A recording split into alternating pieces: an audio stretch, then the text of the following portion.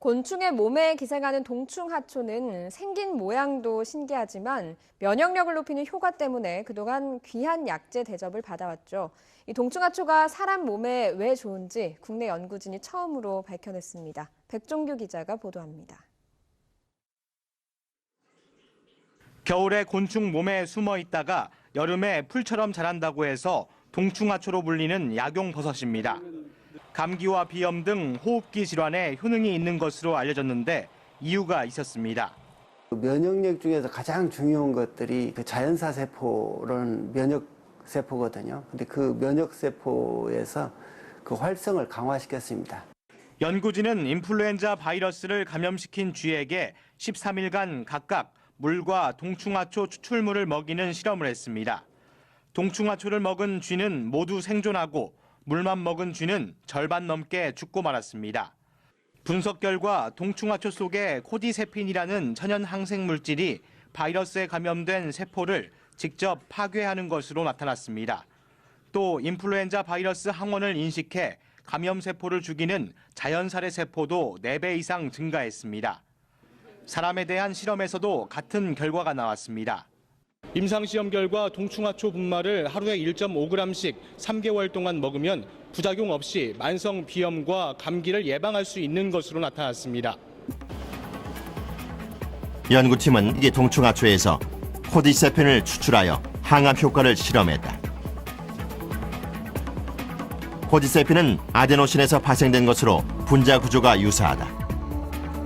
연구팀에게 동충하초에서 순수 코디세핀만을 추출해야 했다.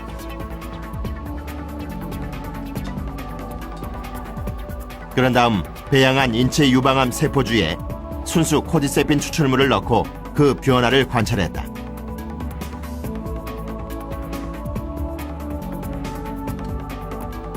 그 결과는 놀라웠다.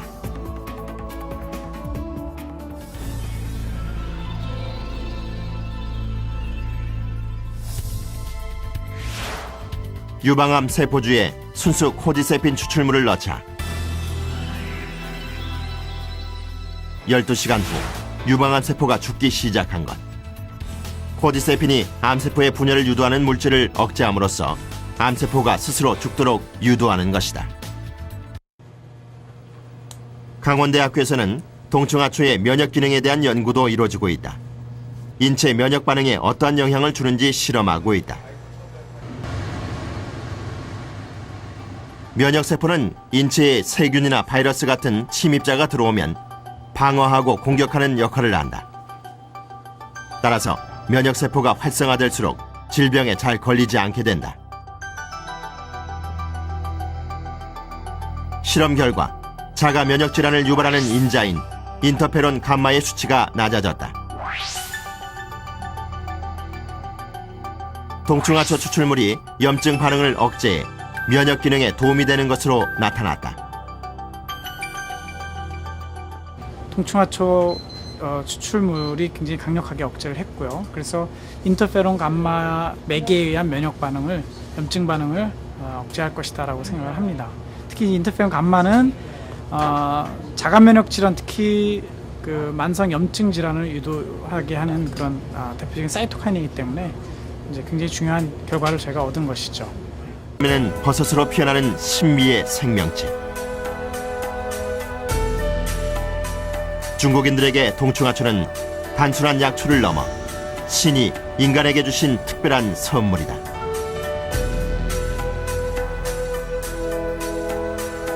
유구한 역사를 통해 동충하초를 경험해온 중국인들.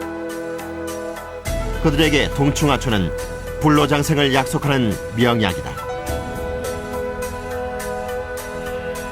과학의 잣대로는 설명할 수 없는 힘을 가진 동충하초.